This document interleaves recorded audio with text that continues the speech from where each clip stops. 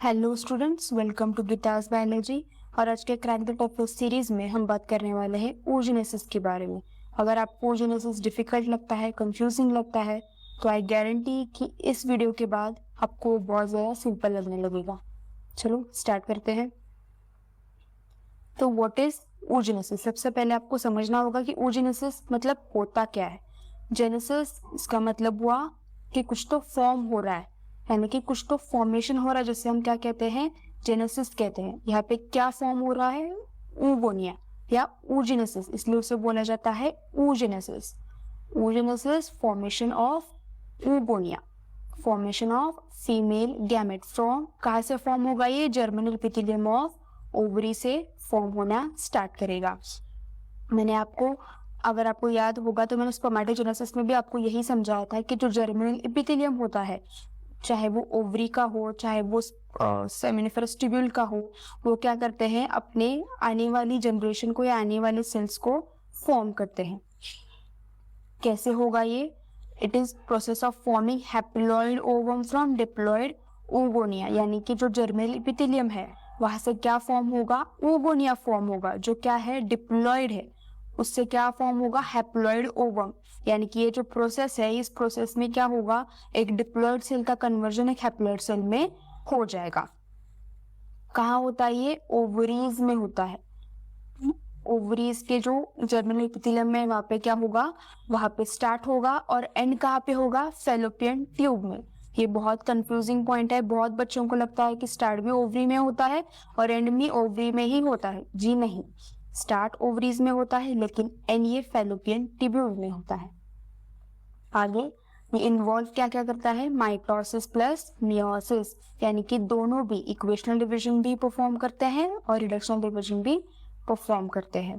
ये स्टार्ट कब होता है, बिफोर बर्थ स्टार्ट हो जाता है, यानी कि वो बेबी गर्ल पैदा भी नहीं हुई होती, उसकी ममा की यूटेरस में होती है, तभी क्या होता है, उसका oogenesis स्टार्ट होता है। और कंटिन्यू कब होता है, प्यूबर्टी में कंटिन्यू हो जाता है, जब तक उसका मेनोपॉज नहीं आ जाता। आगे कंप्लीट कब होता है, कंप्लीट आफ्टर फर्टिलाइजेशन, यानी कि जो एक ओवम है या एक oogonia है वो क्या हुआ, बिफोर बर्थ उसने क्या किया, डिप्लॉइड, यानी कि जो जर्मिनल एपिथेलियम है वहां से उसने ओवोनियम तैयार किया। उससे क्या होगा, ओवरी से ओवम तो तैयार हो जाएगा, लेकिन इसका जो मियोसिस 2 है वो कंप्लीट कब होगा, आफ्टर फर्टिलाइजेशन ही कंप्लीट होगा। बिफोर फर्टिलाइजेशन वो कंप्लीट नहीं होगा। कैसे, क्या, हम आगे देखेंगे। अभी प्रोसेस ऑफ oogenesis या फेजेस ऑफ oogenesis, oogenesis जो है या फॉर्मेशन ऑफ oogonia है, वो क्या होता है, 3 स्टेप्स में फॉर्म होता है या 3 स्टेप्स में तैयार होता है। पहला है मल्टीप्लिकेशन फेज, दूसरा है ग्रोथ फेज, तीसरा है मैच्योरेशन फेज। अगर आप देखोगे oogoनियम जो कहाँ से स्टार्ट हुआ है, जर्मिनल एपिथेलियम से, प्रीमोर्डियल सेल से तैयार हुआ है। वो क्या फॉर्म करेंगे, वो meiotic division, sorry mitotic division क्या करेंगे, परफॉर्म करेंगे ड्यूरिंग देयर फीटल लाइफ, यानी कि जब तक वो अपने फीटल स्टेज में है, अपनी मम्मा की यूटेरस में है, तभी क्या करेंगे, वो माइटोटिक डिविजन्स परफॉर्म करेंगे। माइटोटिक डिविजन से इसलिए पॉइडी क्या होगी, सेम रहेगी, यानी oogonia converted into primary oocyte। Again 2n का 2n कांस्टेंट ही रहेगा। अब ये प्राइमरी oocyte क्या होगा, अरेस्ट होगा, अरेस्ट होगा, उसकी फीटल लाइफ में ही क्या होगा, अरेस्ट होगा। कब तक अरेस्ट होगा, जब तक वो जो भी लड़की है वो प्यूबर्टी हिट नहीं करेगी। मियोसिस 1 में वो क्या होगा, अरेस्ट होगा, कौन सी स्टेज में, डिप्लॉटिन स्टेज ऑफ प्रोफेज 1, यानी कि जो प्रोफेज हमें पता है मियोसिस में प्रोफेज 1 होता है। प्रोफेज 1 की डिप्लॉटिन स्टेज में क्या होगा, वो अटका पड़ा रहेगा, कब तक, टिल प्यूबर्टी। जब वो बेबी गर्ल अपनी प्यूबर्टी हिट करेगी, वो क्या करेगा, अपनी मियोसिस 1 कंप्लीट करेगा और क्या फॉर्म करेगा, secondary oocyte plus first polar body, यानी प्राइमरी oocyte का कन्वर्जन किसमें हुआ, secondary oocyte plus first polar body. यहाँ पे अनइक्वल डिवीजन होता है। अनइक्वल डिवीजन किसका, साइटोकाइनेसिस का अनइक्वल डिवीजन होता है। Unequal division in the sense क्योंकि जो जितना भी साइटोप्लाज्म इस प्राइमरी oocyte के पास था वो कहाँ पे जाएगा, सेकेंडरी oocyte के पास चला जाएगा। फर्स्ट पोलर बॉडी में सिर्फ और सिर्फ उसके जो क्रोमोसोम नंबर थे वही चले जाएंगे, उसे बाकी का कुछ नहीं मिलेगा। और हम सबको पता है कि साइटोप्लाज्म में ही क्या होता है, जितना भी जिंदा रहने के लिए उस सेल को जो भी चीजें चाहिए वो सारी किस में होती है, साइटोप्लाज्म में होती है, जो फर्स्ट पोलर बॉडी को नहीं मिला है, इसलिए क्या हो जाएगा, डीजनरेट हो जाएगा। बाकी क्या बचेगा, सेकेंडरी oocyte बचेगा। आगे ये क्या करेगा, अगेन ये मियोसिस 2 में अटका पड़ा रहेगा। कब तक, फर्टिलाइजेशन नहीं हो जाता तब तक। यानी कि जितनी भी अभी लड़कियां हैं, जितनी भी वो अपनी रिप्रोडक्टिव एज में है, यानी कि जिन्होंने प्यूबर्टी अपनी स्टार्ट की है, उन सब में उनका जो सेकेंडरी oocyte है वो क्या होगा, मियोसिस 2 में अटका पड़ा रहेगा। जब तक वो कंसीव नहीं करती, जब तक उनका जो भी सेकेंडरी oocyte है वो फर्टिलाइज नहीं होता, तब तक वो अपनी मियोसिस 2 कंप्लीट नहीं करेंगी। और बाद में फिर वो किस में कन्वर्ट हो जाएगा, आफ्टर फर्टिलाइजेशन, ओवम में और सेकेंडरी पोलर बॉडी में। आपको पूरा ये प्रोसेस समझ में आ गया होगा। इसमें कंफ्यूजिंग पॉइंट्स कौन से हैं, हम अभी पढ़ेंगे। कंफ्यूजिंग पॉइंट सबसे पहला तो ये है, आपको जो पूछा जा सकता है कि फीटल लाइफ में ऐसा कौन सा डिवीजन है जो कंप्लीट होता है। अगेन आप फिर से सुनिए, फीटल लाइफ में ऐसा कौन सा डिवीजन है जो कंप्लीट होता है, उसका आंसर आएगा माइटोटिक डिविजन्स। बहुत से बच्चे मियोटिक करके आते हैं, उन्हें लगता है कि हाँ प्राइमरी oocyte मियोसिस में होता है तो मियोसिस करके आ जाते, जी नहीं, कंप्लीट हुआ है वो है माइटोटिक डिवीजन। कौन सी स्टेज में है, अगर आपको ऐसा क्वेश्चन आए कि ड्यूरिंग फीटल लाइफ, या जब भी वो बेबी गर्ल पैदा होती है ड्यूरिंग बर्थ, उनके जो oocyte है वो कौन सी स्टेज में होते हैं, वो होते हैं प्राइमरी oocyte। और कौन सा सेल डिवीजन होता है, मियोसिस 1। अगेन कौन सा सेल डिवीजन होता है जब वो बर्थ उनका हो रहा है, आंसर आता है मियोसिस 1। कौन सा कंप्लीट हुआ है, आंसर आएगा माइटोटिक डिविजन्स। अगेन फर्टिलाइजेशन होने के बाद ही मियोसिस 2 कंप्लीट होगा। यानी कि अगर आपको क्वेश्चन पूछा जाए कि 100 फीमेल्स है, उनमें से सिर्फ 10 फीमेल्स ने क्या किया है, कंसीव किया है, बाकी के 90 क्या है, स्टराइल है, तो ये 90 जो वुमेन्स है उनमें मियोसिस 2 कंप्लीट नहीं होगा। सिर्फ और सिर्फ इन 10 वुमेन्स में ही मियोसिस 2 कंप्लीट होगा। सिर्फ इन्हीं में ही oogenesis भी कंप्लीट होगा। इन 90 में oogenesis कंप्लीट नहीं होगा क्योंकि उनका oogenesis मियोसिस 2 में अटका है। इसी वजह से क्या होगा, हर महीने उनका जो सेकेंडरी oocyte है वो जो उनकी बॉडी से बाहर निकलेगा, वो हाफ oogenesis उसने कंप्लीट किया है, उसने फुल अपना oogenesis कंप्लीट नहीं किया है, वो अपनी मियोसिस 2 में अटके पड़ा है। वो कंप्लीट कब करेगा, जब उसका फर्टिलाइजेशन होगा। तो आपको एक केस स्टडी में पूछा जा सकता है। आगे हम देखते हैं हमारा पहला प्रोसेस कौन सा है, मल्टीप्लिकेशन फेज। मल्टीप्लिकेशन फेज आपको पता होगा ये बिफोर बर्थ ही हो जाता है। जब वो बच्ची अपने फीटल लाइफ में होती है, जब अपनी मम्मा की यूटेरस में होती है, तभी उसका मल्टीप्लिकेशन फेज स्टार्ट हो जाता है और कंप्लीट भी हो जाता है। अगेन ये क्वेश्चन आपको पूछा जा सकता है कि तीनों फेजेस में से कौन सा फेज उनकी बच्ची की फीटल लाइफ में कंप्लीट हो जाता है, आंसर आएगा multiplication phase.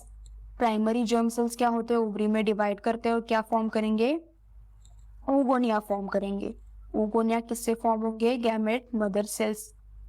Gamete mother cell से ओगोनिया कैसे फॉर्म होंगे, प्राइमरी जर्म सेल से फॉर्म होंगे। इनका प्लॉइडी कैसा है, डिप्लॉइड है क्योंकि ये माइटोसिस कर रहे हैं। अगेन ऐसा नहीं है कि हर ओगोनिया क्या होगा, प्राइमरी oocyte में उसका कन्वर्जन होगा ही, ऐसा हरगिज नहीं होगा। जितने भी ये मिलियंस ऑफ ओगोनिया है उसमें से सिर्फ कुछ ही लैक्स में या थाउजेंड्स में ही क्या होते हैं, प्राइमरी oocyte में कन्वर्ट होते हैं। ऐसा क्यों होता है, क्योंकि जो प्राइमरी oocyte है ये आगे चल के एम्ब्रियो फॉर्म करने वाले हैं, यानी कि आगे चल के वो एक न्यू लाइफ को इस दुनिया में लाने वाले हैं। तो इनके पास उतने न्यूट्रिएंट्स होने चाहिए, उतने उतनी कैपेसिटी होनी चाहिए। तो ऐसा नहीं है कि जितने भी ओगोनिया यहाँ पे तैयार हुए हैं उन सब में उतनी कैपेसिटी होगी ही। जिनमें उतनी कैपेसिटी होगी सिर्फ वही क्या होंगे, आगे प्राइमरी oocyte में कन्वर्ट होंगे। बाकी के जो कैपेसिटी नहीं है, जो डिकैपेसिटेड है, वो क्या होंगे, डीजनरेट हो जाएंगे। जैसे मैंने आपको पहले कहा कि क्या होगा, बिफोर बर्थ ही कंप्लीट हो जाएगा। आगे अभी प्राइमरी oocyte जो भी तैयार हुए थे वो कहाँ होंगे, ग्रोथ फेज में चले जाएंगे। ग्रोथ फेज में क्या होगा, वो डिवाइड करना स्टॉप कर देंगे, डिवाइड करना स्टॉप करेंगे और अपनी साइज को बढ़ाएंगे। अगेन जैसे मैंने आपको कहा कि उन्हें एम्ब्रियो को फॉर्म करना है, आगे की फीटल लाइफ, आगे की जो भी लाइफ है उसे तैयार करना है, तो उन्हें क्या करना पड़ेगा, अपनी साइज को बढ़ाना पड़ेगा। अब जो जितने भी न्यूट्रिएंट्स है उन न्यूट्रिएंट्स को ज्यादा बढ़ाना पड़ेगा। तो प्रोसेस क्या करेंगे, ड्यूरिंग देयर ग्रोथ वो क्या करेंगे, न्यूक्लियस को एनलार्ज करेंगे, जितने भी उनके सेल ऑर्गेनेल्स हैं जैसे ईआर हो गया, गोल्जी हो गया, माइटोकॉन्ड्रिया हो गया, वो क्या होंगे, मल्टीप्लाई होंगे, यानी कि उनका नंबर बढ़ेगा। और स्टोर क्या करेंगे, वो योक लाइक सब्सटेंसेस को स्टोर करेंगे। योक लाइक सब्सटेंसेस यानी कि जो क्या करेंगे, उन्हें न्यूट्रिएंट्स देंगे। तो जब तक प्लासेंटा फॉर्म नहीं होगा, कॉर्पस ल्यूटियम तो है लेकिन सिर्फ कॉर्पस ल्यूटियम ही काफी नहीं है, योक लाइक सब्सटेंसेस भी क्या करते हैं, नरिशमेंट में हेल्प करते हैं। जब प्लासेंटा फॉर्म होगा तो उसको मदर की बॉडी से न्यूट्रिएंट्स मिलना स्टार्ट हो जाएंगे, लेकिन प्लासेंटा से पहले 3 महीने कोई कुछ तो चाहिए ना उन्हें न्यूट्रिएंट्स देने के लिए। कौन हेल्प करेगा, योक लाइक सब्सटेंसेस हेल्प करेंगे, प्लस कॉर्पस ल्यूटियम भी हेल्प करेगा। उसके बाद आएगा हमारा मैच्योरेशन फेज, जो क्या है, मियोसिस 1, जिसका स्टेप 1 है मियोसिस 1। अगेन एक क्या बोल सकते हैं आपको, कंफ्यूजिंग पॉइंट, अगर आपको पूछा जाए कि जब बेबी गर्ल का बर्थ होता है तो वो कौन सी फेज में होता है, ग्रोथ फेज में होता है, उसका ऊसर जो भी है वो अपने ग्रोथ फेज में होता है। कौन सी सेल डिविजन में होता है, मियोसिस 1। मियोसिस 1 के प्रोफेज 1 में वो अटका पड़ा रहता है। जब वो प्यूबर्टी में चली जाएगी तब उसका मैच्योरेशन फेज स्टार्ट होगा। मैच्योरेशन फेज का स्टेप 1 यानी कि मियोसिस 1 स्टार्ट होगा, begins at puberty when follicle fully matures, यानी कि जो भी प्राइमरी oocyte है वो क्या होगा, इस पूरी फ्रॉम बर्थ टू जो भी प्यूबर्टी है वो क्या करेगा, फुल्ली मैच्योर हो जाएगा। और जब वो फुल्ली मैच्योर हो जाएगा तो वो क्या करेगा, डिवाइड करना स्टार्ट करेगा। प्राइमरी oocyte क्या करेगा, अपना मियोसिस 1 कंप्लीट करेगा और क्या फॉर्म करेगा, 2 सेल्स फॉर्म करेंगे, एक तो सेकेंडरी oocyte और दूसरा फर्स्ट पोलर बॉडी। अगर आप देख सकते हो तो यहाँ पे देखिए, ये आपको एक बहुत बड़ा सेल दिख रहा है, ये आपको एक छोटा सा सेल दिख रहा है। ये बहुत बड़ा सेल है, उसे क्या बोलेंगे हम, सेकेंडरी oocyte। ये जो छोटा सा दिख रहा है उसे हम क्या बोलेंगे, फर्स्ट पोलर बॉडी। अगर आप देखोगे तो ये 2n का कन्वर्जन nn में हो चुका है, यानी कि जो क्रोमोसोम नंबर है वो डिवाइड हो चुके हैं। अगेन ये क्योंकि हमें क्रोमोसोम नंबर इक्वल चाहिए था इसलिए इसे हमने पोलर बॉडी में कन्वर्ट कर दिया। और जो भी साइटोप्लाज्म था, जो भी न्यूट्रिएंट्स थे वो किसके पास आ गए, सेकेंडरी oocyte के पास आ गए। अगेन अब क्या होगा, मैच्योरेशन फेज स्टेप 2। ये कब स्टार्ट होगा, प्यूबर्टी में स्टार्ट होगा, लेकिन एंड कब होगा, जब फर्टिलाइजेशन होगा तब। अगर फर्टिलाइजेशन नहीं हुआ, जैसे कि बहुत सारी मतलब अभी जो अर्थ पे जितनी भी फर्टाइल वुमेन है उनमें से 80-85% वुमेन्स में होता है, उनमें मैच्योरेशन फेज स्टेप 2 कंप्लीट नहीं होता। वैसे ही उनका जो भी सेकेंडरी oocyte था वो हर महीने ड्यूरिंग देयर मेंस्ट्रुएशन निकल जाता है। सेकेंडरी oocyte बिगिंस मियोसिस 2, लेकिन स्टॉप कब होगा, मेटाफेज 2 में। क्यों यहाँ पे स्टॉप होगा, क्योंकि मेटाफेज 2 में क्या होता है, स्पिंडल फाइबर्स होते हैं जो क्या करते हैं, अलाइन करते हैं सारे क्रोमोसोम्स को एट द इक्वेटर। लेकिन जो स्पिंडल फाइबर्स इस चीज के लिए चाहिए वो कहाँ से मिलेंगे, दे कम फ्रॉम स्पर्म, यानी कि जो भी स्पर्म है जो एग को फर्टाइल करेगा वो अपने साथ एक्टिन को भी लेके आता है, जो स्पिंडल फाइबर्स रेडी करते हैं। और स्पिंडल फाइबर्स क्या करते हैं, इस मेटाफेज 2 को कंप्लीट करते हैं। इसीलिए फीमेल अपनी उसका जो मैच्योरेशन फेज है, मेटाफेज 2 है, वहां पे अटकी पड़ी रहती है क्योंकि उसके पास स्पिंडल फाइबर्स नहीं होते। अगेन क्या हो जाएगा, फिर वो मैच्योरेशन फेज में ग्राफियन फॉलिकल से ड्यूरिंग ओव्यूलेशन क्या हो जाएगा, निकल जाएगा, यानी कि 14th डे। हम सबको पता है कि 14th-15th डे पे क्या होता है, ज्यादातर ओव्यूलेशन होता है। LH जो हार्मोन है वो सर्च पे होता है और वो क्या करता है, जो भी ग्राफियन फॉलिकल है उससे जो उनका सेकेंडरी oocyte है वो बाहर निकल जाता है और ये ग्राफियन फॉलिकल किस में कन्वर्ट हो जाएगा, कॉर्पस ल्यूटियम में कन्वर्ट हो जाएगा।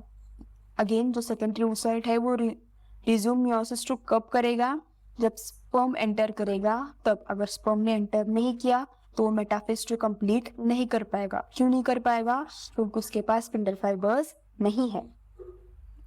अब कंप्लीशन ऑफ oogenesis, जैसे मैंने आपको कहा कब होगा, फर्टिलाइजेशन होने के बाद ही होगा। अगर फर्टिलाइजेशन हो गया, अगर स्पर्म ने आके फर्टाइल कर दिया, उसने आके क्या बोल सकते हैं हम, उसके स्पिंडल फाइबर्स दे दिए, तो वो क्या सेकेंडरी oocyte अपनी meiosis II कंप्लीट करेगा। किसमें कन्वर्ट होगा? ओवम में और सेकेंडरी पोलर बॉडी में। ये ओवम आगे चल के क्या करेगा? एम्ब्रियो प्रोड्यूस करेगा। इफ नो फर्टिलाइजेशन, जैसे नॉर्मली होता है ज्यादातर औरतों में, सेकेंडरी oocyte डिजनरेट हो जाएगा और शेड कब होगा? मेंस्ट्रुएशन में शेड हो जाएगा। जानी जैसे कि जो भी वुमेन कंसीव नहीं कर पा रही है उसमें ये प्रोसेस होगा, उनमें oogenesis कंप्लीट नहीं होगा। अगेन अब आपको डिफरेंस, ये सबसे बड़ा डिफिकल्ट पॉइंट है जिसमें बच्चे बड़ा कंफ्यूज हो जाते हैं, वो oogenesis और स्पर्मेटोजेनेसिस का डिफरेंस। ये स्टार्ट कब होगा? बिफोर बर्थ स्टार्ट हो जाएगा। स्पर्मेटोजेनेसिस एट प्यूबर्टी स्टार्ट हो जाएगा। प्लेस, oogenesis ओवरी में स्टार्ट होता है, लेकिन एंड कहाँ पे होता है? फैलोपियन ट्यूब में एंड होता है। स्पर्मेटोजेनेसिस सिर्फ टेस्टी में यानी कि सेमिनिफेरस ट्यूब्यूल्स में ही होता है। अगर आपको oogenesis, ये थोड़ा सा कंफ्यूजिंग है, अगर आपको क्वेश्चन आ गया कि प्लेस बताओ, तो आपको ओवरी प्लस फैलोपियन ट्यूब को भी टिक करना है। आप सिर्फ ओवरी को नहीं कर सकते, क्यों? क्योंकि जब वो सेकेंडरी oocyte ओवरी से बाहर निकलकर फैलोपियन ट्यूब में आ जाता है तो वो अपनी meiosis II स्टेज में होता है। और meiosis II हमें जैसे पता है कि एम्पुलर स्टोमिक जंक्शन में क्या होता है? फर्टिलाइजेशन होता है, और वहीं पे meiosis II कंप्लीट होके ओवम फॉर्म हो जाता है। इसलिए एंड कहाँ पे होगा? वो फैलोपियन ट्यूब में होगा। नंबर ऑफ फंक्शनल गैमेट्स कितने होते हैं? सिर्फ 1 ओवम तैयार होता है। स्पर्मेटोजेनेसिस में 4 स्पर्म्स तैयार होते हैं। कंप्लीशन कब होगा? Only after fertilization. जैसे मैंने आपको कहा कि सिर्फ 10 to 15% women at this point have completed their oogenesis। बाकी के जितने भी वुमेन से उन्होंने अपना oogenesis कंप्लीट नहीं किया है। स्पर्मेटोजेनेसिस वो कंटिन्यूस रहेगा, उसमें ऐसा कोई प्रॉब्लम नहीं है। साइटोप्लाज्मिक डिवीजन अनइक्वल है, साइटोप्लाज्मिक डिवीजन इक्वल है। ये 2 पॉइंट्स आई होप आपको समझ में आ गए होंगे, इसमें आपको गलती बिल्कुल नहीं करनी है। आगे आपको इंपॉर्टेंट टर्म्स क्या क्या याद रखने हैं? प्राइमरी oocyte क्या है? डिप्लॉयड है। अरेस्ट कहाँ पे होगा? प्रोफेज 1 में अरेस्ट होगा। सेकेंडरी oocyte हैप्लॉयड है। अरेस्ट कहाँ पे होगा? मेटाफेज 2 में अरेस्ट हो जाएगा। पोलर बॉडीज क्या है? स्मॉल और नॉन फंक्शनल लेकिन हैप्लॉयड सेल्स है। ओवम हमारा पूरा फंक्शनल फीमेल गैमेट है जो रेडी फॉर फर्टिलाइजेशन है। आगे चल के कॉन्सेप्ट रिकैप एक बार वापस हम रिकैप कर लेते हैं। oogenesis स्टार्ट कब होगा? बिफोर बर्थ स्टार्ट होगा। कंप्लीट कब होगा? फर्टिलाइजेशन के बाद ही कंप्लीट हो जाएगा। Involve mitosis plus meiosis. Unequal cell division है, यानी कि अनइक्वल साइटोप्लाज्मिक डिविजन है। साइटोप्लाज्म जितना भी है वो किसके पास चला जाएगा? जो भी उनका सेकेंडरी oocyte है उसके पास चला जाएगा। Produce only 1 functional ovum. और पोलर बॉडी जो है वो क्या हो जाएंगे? डिजेनरेट हो जाते। क्यों? क्योंकि उनके पास साइटोप्लाज्म नहीं है जो आगे चल के उन्हें नरिशमेंट देगा। आई होप आपको ये पूरा टॉपिक समझ में आ चुका है। कोई भी प्रॉब्लम है तो आप मुझे कमेंट सेक्शन में पूछ सकते हैं। Thank you.